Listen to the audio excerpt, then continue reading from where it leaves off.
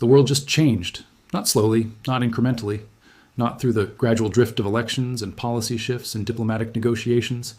It changed at exactly 23:51 local time in Tehran, the moment a confirmation was transmitted from the medical team at Imam Khomeini Hospital to the security apparatus of the Islamic Republic of Iran.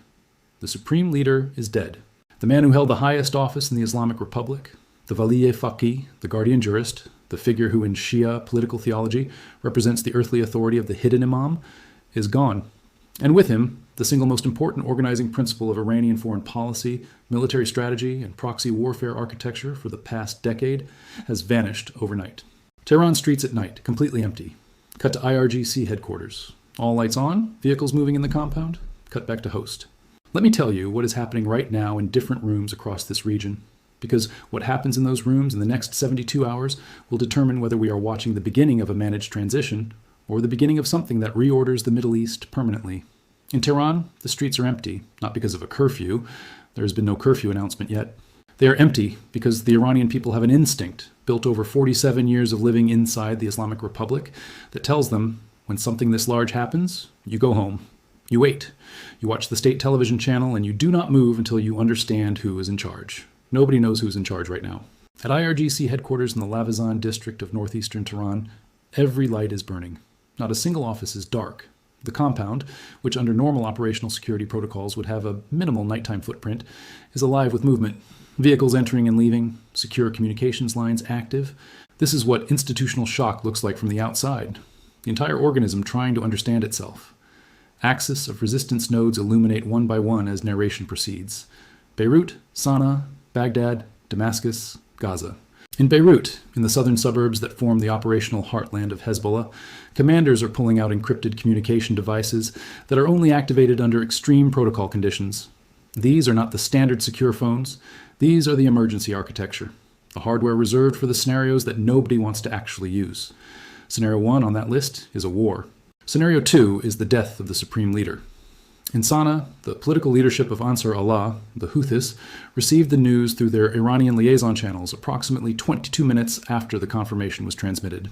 What they are doing with that information right now, what operational decisions are being made in the concrete reinforced command bunkers beneath the Yemeni capital, we do not yet know. What we know is that the phone calls they would normally make to Tehran for strategic guidance, those calls are not being answered. In Baghdad, in the network of offices and compounds that house the senior leadership of the Popular Mobilization Forces, the PMF, the umbrella of Iranian-aligned Shia militias that have become one of the most powerful military forces in Iraq, the mood is described by sources familiar with the environment as a combination of grief and electricity. Grief because the supreme leader was not just a patron. For the most ideologically committed PMF factions, he was a spiritual figure, a revolutionary symbol, the embodiment of everything they had built their political identity around. Electricity because, and this is the dangerous part, some factions see this moment not as a crisis, but as an opportunity to act without the strategic constraints that Tehran's oversight always imposed. All 5 axis nodes now pulsing red on map simultaneously. Music rises slightly. Cut back to host. Here is what you need to understand about this moment before we go any further. The death of the supreme leader is not simply the death of a head of state. In most countries, when a leader dies, the constitutional succession mechanism activates, a new leader assumes office, and the machinery of government continues. The bureaucracy persists. The military chain of command persists. The foreign policy framework persists. In Iran, none of those assumptions hold, because the supreme leader was not simply the head of state. He was the source of legitimacy for every other institution in the system. The president governed because the supreme leader permitted it. The IRGC operated because the supreme leader authorized it. The proxy network across the region existed because the supreme leader funded it, directed it, and provided it with the theological and strategic framework that held it together. Remove that center and you do not get an orderly transition. You get a competition, a multidimensional struggle for the authority to define what the Islamic Republic is, what it wants, and what it is willing to do next. That struggle is happening right now, simultaneously, across at least 4 distinct power centers in Tehran alone. And while that struggle plays out, tens of thousands of fighters across Lebanon, Yemen, Iraq, and Syria, all of them armed with weapons that Iran provided, all of them trained in tactics that Iran developed, all of them operating under doctrines that Tehran designed, are waiting for orders that are not coming. That is the situation. That is what we are dealing with tonight. This is not a transition. This is a test of whether the most complex proxy warfare architecture ever assembled by a regional power can survive the removal of its architect. Hard cut to title card, Middle East, on edge, sound sting. The power vacuum. Article 111 in the Battle for Iran, studio lighting slightly colder, more clinical. B-roll of Iranian Assembly of Experts building. Iranian flag, archive IRGC parade footage. Begin animated constitutional flowchart graphic. To understand what happens next, you have to understand how the Islamic Republic of Iran was designed, because its constitutional structure is unlike any other government on earth, and that uniqueness is precisely what makes this succession crisis so volatile. The architecture of theocratic power. Iran is not a dictatorship in the conventional sense. It has elections. It has a parliament. It has a president, a cabinet, a judiciary. These institutions are real, and they exercise genuine, if constrained, power over domestic governance, economic policy, and some aspects of foreign affairs. But layered above all of these civilian institutions is a separate power structure, the system of vilayat-e-faqih, or guardianship of the Islamic jurist.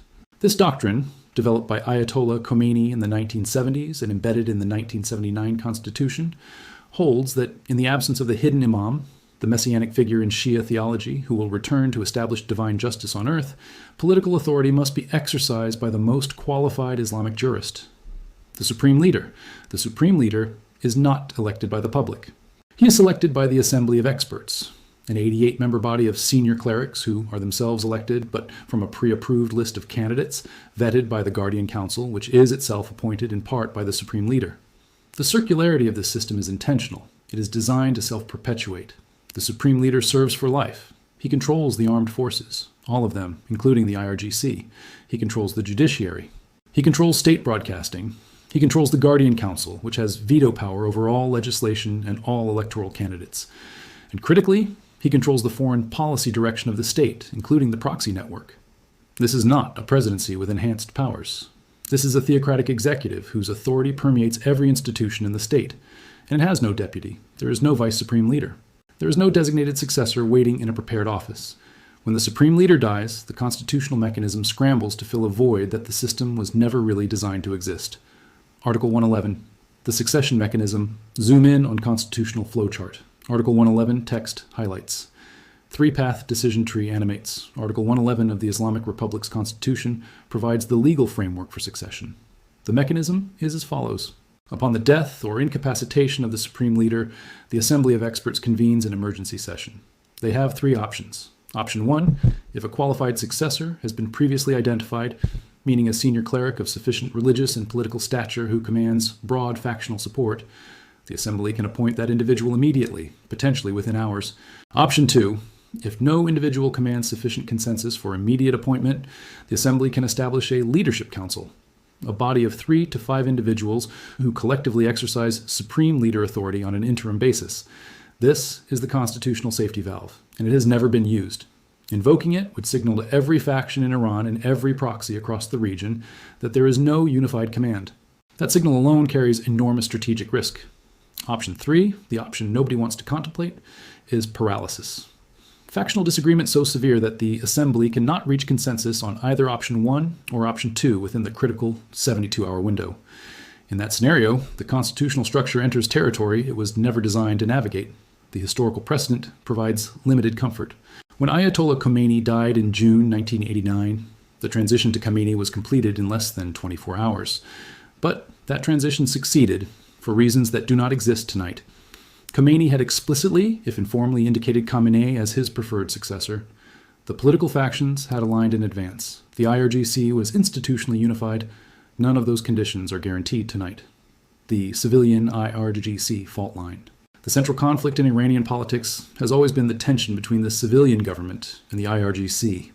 Under normal circumstances, the supreme leader managed this tension through selective empowerment, favoring the IRGC on security and foreign policy, granting the civilian government more autonomy on economic and social issues, and serving as the ultimate arbiter when the two power centers came into conflict. With that arbitration function removed, the fault line becomes an open fracture. The Islamic Revolutionary Guard Corps is not simply a military organization. It is a state within a state. Its economic empire, which had been built through decades of no-bid government contracts, sanctions, circumvention networks, and control of key import and export channels, rivals the formal Iranian economy in scale. It runs its own intelligence apparatus, the IRGC intelligence organization, which operates parallel to and often in competition with the Ministry of Intelligence. It controls the ballistic missile program, the drone warfare program, the nuclear infrastructure, and the proxy network. The IRGC answers to the supreme leader. Full stop. It does not answer to the president. It does not answer to the parliament. It has, at various points, openly defied presidential directives it considered contrary to its institutional interests or to its interpretation of revolutionary values. With no supreme leader, the IRGC faces a structural question that strikes at the core of its institutional identity. Who does it answer to now? There are two schools of thought within the IRGC's senior leadership on how to navigate this question. The first school argues for restraint, support the constitutional succession process, allow the assembly of experts to appoint a new supreme leader, and continue operating under the new authority once established. This school understands that the IRGC's long-term power depends on the legitimacy of the state it operates within. The second school argues for consolidation. This is the moment to use institutional power to shape the succession outcome, to ensure that whoever emerges as supreme leader is someone the IRGC's senior leadership can work with. Or better yet, someone who will expand rather than constrain IRGC authority. This school is not interested in a military coup in the conventional sense. It is interested in something more sophisticated, the quiet restructuring of political power in the fog of a succession crisis.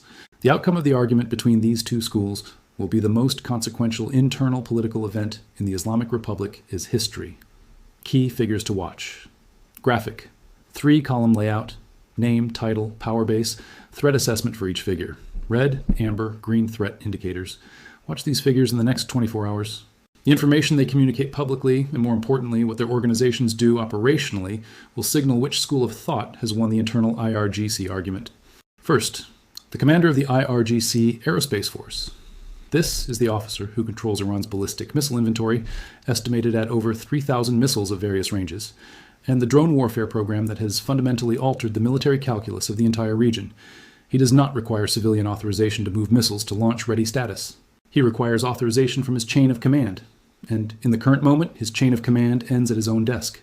Watch for any reports of missile unit repositioning, launch site activation, or radar signature changes consistent with pre-launch preparation. These would be the most alarming indicators available in the first 24 hours. Second, the Secretary of the Supreme National Security Council. This is the individual who sits at the intersection of civilian government and IRGC authority, the coordinating mechanism between the President's office, the ministry system, and the security apparatus. In a succession crisis, this position controls the information flow. Whoever holds it controls what the President knows, what the Assembly of Experts is told, and what messages go out to the proxy network. Pay close attention to any statements from this office, because they will be the closest thing to an authoritative Iranian government voice until a new supreme leader is confirmed. Third, the Assembly of Experts. Specifically, watch the most senior cleric within the Assembly who has documented relationships with both the reformist and conservative factions, and who has the theological credentials to command cross-factional legitimacy. The identity of the person the Assembly ultimately selects, and how quickly they select them, will tell you everything about whether the political class has found a consensus candidate, or whether the succession is going to be contested. Cut to 72-hour countdown clock graphic. Clock begins ticking. Music. Low persistent pulse. The 72-hour window is not arbitrary. It is the period within which historical precedent suggests a succession crisis either resolves into a new stable configuration or devolves into sustained factional conflict. Every hour that passes without a supreme leader announcement is an hour in which the IRGC operates without civilian oversight, the proxy network operates without strategic coordination, and Iran's adversaries, Israel, the United States, the Gulf states, have maximum freedom to act, knowing that Iran's decision-making architecture is compromised. This is not a moment for careful, deliberative process. This is a crisis that demands resolution at a speed that the Islamic Republic's institutions were never designed to provide. The clock is running. Axis fragmentation. The proxy network without a center open with the full regional map. Tehran is the hub. Lines radiate outward to Beirut, Sana'a, Baghdad, Damascus, Gaza. As narration proceeds, the line to Tehran goes dark. Each node begins pulsing independently, no longer connected to a center, now operating on their own. Music. Irregular, unpredictable rhythm. The axis of resistance. The phrase was coined by Iranian Strategic Communications as a counterpoint to what Khomeini called the Great Satan and its regional allies. The axis was presented as a unified front of resistance movements.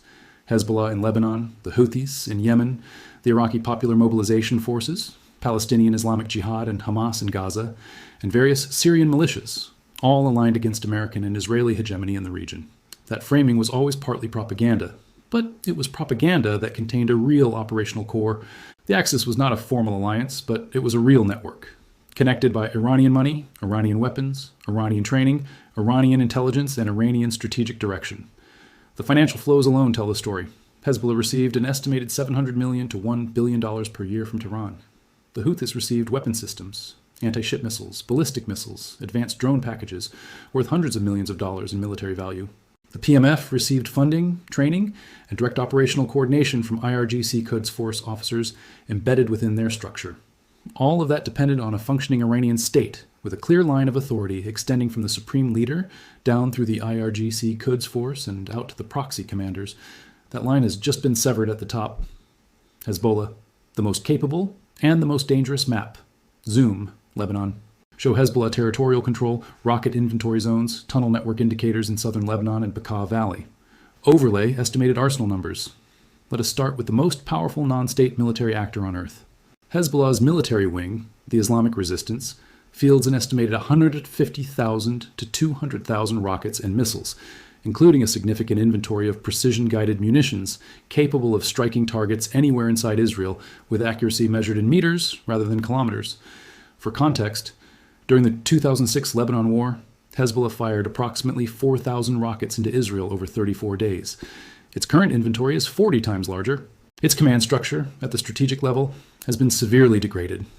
Multiple senior military commanders, including figures who had served in key roles for decades, have been eliminated in a series of targeted operations over the past 2 years. Hezbollah has demonstrated institutional resilience. It has rebuilt command structures before, but the current moment finds it operating with a depleted senior leadership tier at precisely the moment it most needs experienced strategic judgment. Here is the fundamental tension that defines Hezbollah's position tonight. Hezbollah is a Lebanese political party.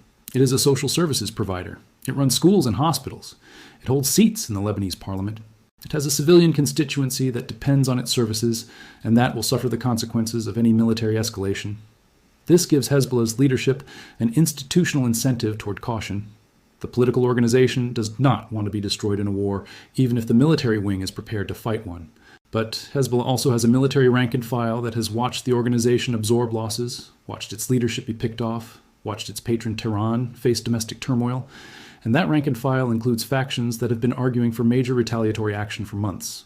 The death of the supreme leader, the spiritual authority who was the ultimate source of Hezbollah's religious legitimacy for its fighters, creates enormous pressure to respond in a way that honors his memory and demonstrates that the resistance has not been broken. The tension between the political wing's caution and the military wing's pressure for action is manageable when Tehran is providing clear strategic direction. Hold, prepare, wait for the right moment.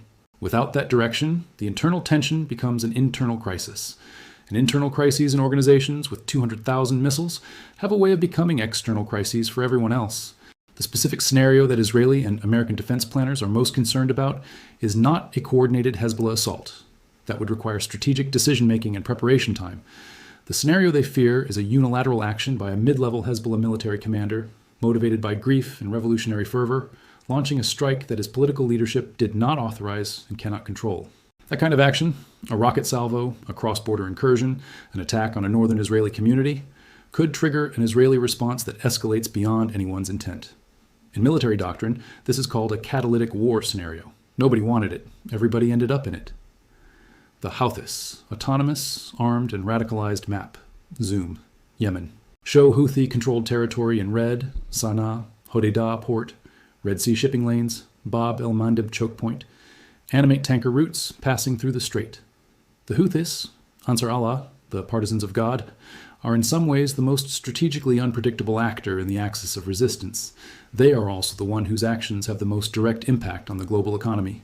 Let us establish the geography first, because it matters enormously. The Bab el-Mandeb Strait, the Gate of Tears, as it is literally translated, is the 18-mile-wide choke point between Yemen and Djibouti that connects the Red Sea to the Gulf of Aden, and, beyond that, to the Indian Ocean and global shipping routes. Approximately 10% of global seaborne trade passes through this strait. The Suez Canal route, which depends on Bab el-Mandeb access, carries a significant portion of container shipping between Asia and Europe. The Houthis control the Yemeni coastline on the eastern shore of this strait. They have anti-ship ballistic missiles, Iranian supplied, with ranges that cover the entire strait and significant portions of the southern Red Sea. They have attack drone capabilities that they have demonstrated repeatedly against commercial shipping. They have shown both the will and the capability to use these weapons against vessels that have no direct connection to any conflict they are party to. The Red Sea campaign, which began in late 2023 and continued through 2025, resulted in the diversion of hundreds of commercial vessels away from the Suez route and around the Cape of Good Hope. Adding 2 weeks and hundreds of thousands of dollars in additional fuel costs to every affected voyage, global shipping insurance rates in the Red Sea region spiked by factors measured in multiples, not percentages. This was the economic impact of a sub-state actor with Iranian weapons and a willingness to use them. Now remove the Iranian strategic coordination that, even during the Red Sea campaign, provided the Houthis with some guardrails. Remove the ability to make a phone call to Tehran and receive guidance on which vessels to target, which to avoid, when to pause for diplomatic reasons, when to intensify. Remove the intelligence feeds from Iranian naval monitoring that told the Houthis which ships were carrying cargo relevant to their stated goals versus which were genuinely civilian vessels. What you have left is an armed, ideologically motivated force operating in one of the most strategically sensitive maritime corridors on Earth, with no external coordination and a strong domestic political incentive to demonstrate that the death of the supreme leader has not diminished their resolve. Expect Houthi activity in the Red Sea and Bab el-Mandeb to escalate within 48 to 72 hours, not because of strategic planning, because of politics. The Iraqi PMF, closest to American forces. Map, zoom, Iraq, show PMF compound locations near Ain al-Assad Air Base in Anbar Province, U.S. facilities in the Kurdistan region at Erbil and al-Harir, and Baghdad International Airport perimeter. Distance measurements to nearest U.S. positions. The Iraqi Popular Mobilization Forces are the most complex actor in this analysis because they occupy a unique constitutional and operational space. The PMF was formalized into Iraqi law in 2016, following a fatwa by Iraq's senior Shia cleric, Grand Ayatollah Sistani, calling on Iraqis to resist the advance of the Islamic State. What began as an emergency mobilization became a permanent institution, a paramilitary force formally integrated into the Iraqi state security structure, paid from the Iraqi government budget, but operationally independent and ideologically aligned with Iran for its most powerful factions. The PMF is not a monolith. Some factions, generally those closest to Sistani's quietist religious tradition, are genuinely Iraqi nationalist in orientation and genuinely uncomfortable with excessive Iranian influence. But the most powerful factions within the PMF, including Kataib Hezbollah, Asaib al-Haq, and the Badr organization, are deeply structurally aligned with the IRGC. Their commanders trained in Iran. Their weapons came from Iran. Their strategic doctrine was developed in coordination with IRGC Quds Force advisors. These factions have conducted drone and rocket attacks against United States military facilities in Iraq multiple times over the past 2 years. Those attacks were calibrated, designed to inflict enough pain to signal resolve and satisfy domestic political audiences, without escalating to the point of triggering a full-scale American military response that would threaten the PMF's institutional existence. The calibration came from Tehran. When the IRGC Quds Force said, "dial it back," the most Iran-aligned PMF factions dialed it back. When Tehran said escalate, they escalated. The feedback loop was functional and consistent. That feedback loop is now broken. Within the most radical PMF factions, there are commanders who have long argued that the Iranian strategic constraint was excessive, that full-spectrum attacks on American forces in Iraq were not only justified, but religiously obligated. Those arguments were overruled by Tehran. Tonight, there's no one to overrule them. The proximity is the critical factor. U.S. Forces at Ain al-Assad Air Base in western Iraq are within range of PMF rocket and drone systems that these factions have already demonstrated they are willing to use. The distance between a radicalized PMF commander's operational decision and American casualties is measured in minutes, not hours. This is the most immediate physical threat to American lives anywhere in the region tonight. Not Iran directly. The proxies that Iran can no longer control. The Hormuz trigger, oil blockade, and the naval standoff. Open with satellite-style overhead of Strait of Hormuz. Tanker traffic lines animated. Iranian naval patrol zones shaded in red. U.S. carrier group position marked. Oil price ticker overlay top right. Music builds, tense, methodical. 21 miles. That is the width of the Strait of Hormuz at its narrowest point, the Coin Islands passage between the Iranian coastline and the Musandam Peninsula of Oman. 21 miles of water through which, on an average day, 17 to 20 million barrels of crude oil pass, approximately 1/5 of the world's daily oil consumption. The lifeblood of the global industrial economy flowing through a channel so narrow that a vessel transiting through can see both coastlines simultaneously. The country that controls the northern coastline of that strait just lost its head of state under circumstances that have thrown its entire security apparatus into crisis. This is the moment that energy markets have feared for 40 years. The anatomy of the Hormuz threat. Iranian doctrine has included the Strait of Hormuz closure option as a deterrent capability since the early days of the Islamic Republic. The strategic logic is straightforward. In any conflict with the United States or Israel, Iran's conventional military forces cannot defeat American air power or Israeli precision strike capabilities in a direct engagement. What Iran can do is impose costs measured not in military losses but in economic disruption. A full closure of the Strait of Hormuz, even for 48 to 72 hours, would trigger the largest oil supply disruption in history. The 1973 Arab oil embargo, which caused crude prices to quadruple and sent Western economies into recession, involved a partial reduction in supply over several months. A Hormuz closure would be a near-total stoppage of Gulf crude exports within hours. The strategic literature on Hormuz closure scenarios generally models 3 phases. Phase 1, announcement and initial disruption. The moment a credible closure threat is made, tanker operators divert vessels away from the Gulf regardless of whether any physical blockade exists. Insurance rates spike to levels that make voyages economically unviable. The psychological impact precedes the physical impact. Phase 2, active interdiction. Active. Iranian fast attack craft, the IRGC Navy, operates hundreds of small, fast, heavily armed vessels optimized for swarm tactics in shallow coastal waters, begin harassing commercial traffic. Iranian coastal defense systems, including anti-ship missiles positioned on the Iranian coast and on islands in the strait, create engagement zones that commercial vessels cannot transit without risk. Mines, Iran has an extensive naval mining capability, are deployed in shipping lanes. Phase 3, full blockade. The strait is effectively closed. Gulf crude exports stop. The global economy begins registering the impact within 72 hours. Iran has never executed Phase 2 or Phase 3 because the cost, direct military confrontation with the United States Navy, has always been prohibitive. That calculation assumes a rational, unified Iranian government capable of weighing costs and benefits. Tonight, that assumption is under severe stress. The IRGC Navy does not operate under civilian command. It operates under IRGC command, which operates under Supreme Leader authority. With no Supreme Leader, the IRGC Navy's operational decisions are being made by officers who answer to their institutional chain of command. Officers who, in the current atmosphere of grief, uncertainty, and revolutionary fervor, may make calculations that a functioning strategic leadership structure would never approve. The USS Gerald R. Ford, from deterrent to enforcement. Graphic, Carrier Strike Group schematic, Gerald R. Ford Center.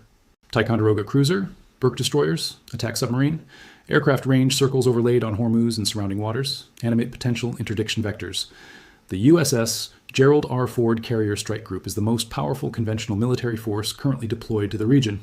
Let us be precise about what that means operationally.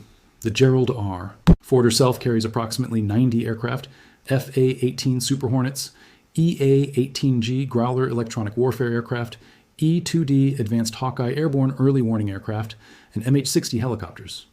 Her air wing can execute sustained strike operations against fixed and mobile targets across a radius of several hundred miles.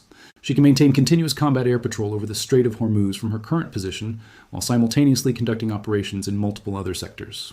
Her escort package, the destroyers and cruiser of the strike group, carries a combined inventory of hundreds of Tomahawk cruise missiles and Standard missile interceptors. The Aegis combat system aboard these vessels provides an integrated air and missile defense umbrella, covering the entire strike group and extending over significant portions of the surrounding area. Operating in support at classified positions is at least one fast attack submarine.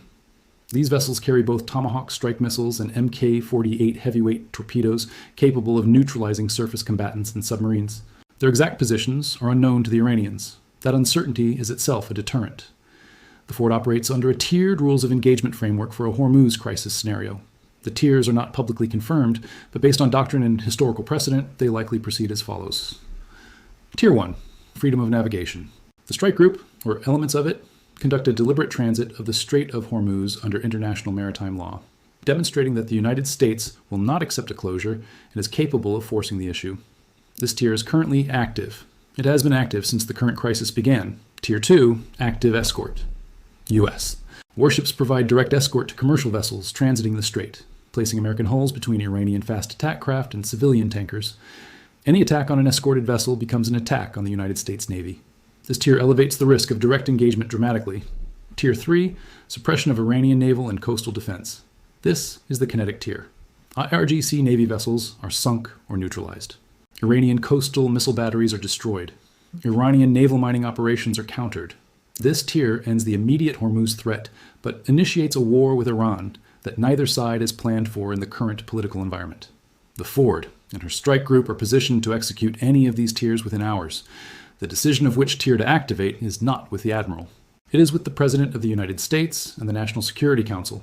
That decision is being made right now in the Situation Room, with incomplete information about what is happening inside the Iranian government. The oil price, mathematics. Graphic, 3-scenario chart. X-axis, time, hours from now. Y-axis, Brent crude price. 3 diverging lines labeled Scenario A, B, C. Let us talk about the numbers, because the oil market is the fastest and most objective measure of how the world is pricing the risk of what happens next. Scenario A, controlled transition. The Assembly of Experts announces a new supreme leader within 24 hours. The IRGC issues a statement of institutional continuity. No proxy escalation occurs. Hormuz traffic continues uninterrupted. In this scenario, Brent crude stabilizes in the $82 to $88 range, elevated by a fear premium over recent levels, but contained. The market has priced in the risk and found it manageable. Scenario B, managed disruption.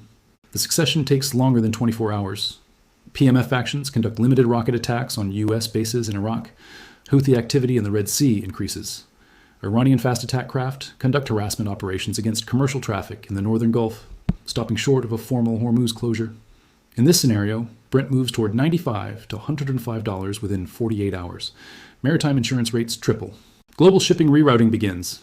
This is the scenario that triggers Strategic Petroleum Reserve releases from IEA member states and emergency diplomatic engagement from China, Japan, and South Korea, all of whose economies are highly dependent on Gulf crude. Scenario C, full escalation.